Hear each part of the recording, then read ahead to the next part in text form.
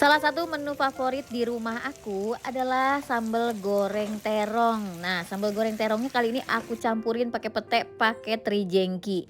Berikut ini adalah bumbu-bumbunya. Cabai merah keriting, bawang merah, bawang putih dengan tomat dicuper semuanya nanti. Kita goreng dulu terongnya. Sebelumnya terongnya dicuci, kemudian direndam pakai air garam sebentar. Setelah itu langsung digoreng. Kalau yang ini teri jengki, kalian bisa pakai teri nasi atau teri Medan.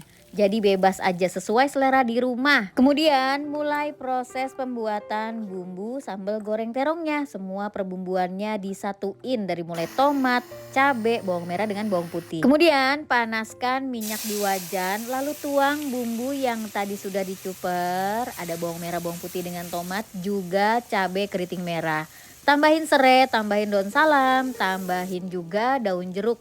Aduk-aduk, setelah bumbunya sudah matang, warnanya sudah mulai berubah.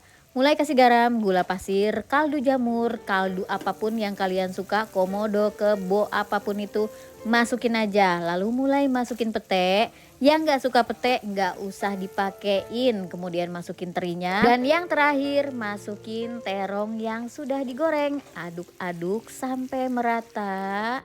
Dan udah bisa dihidangkan.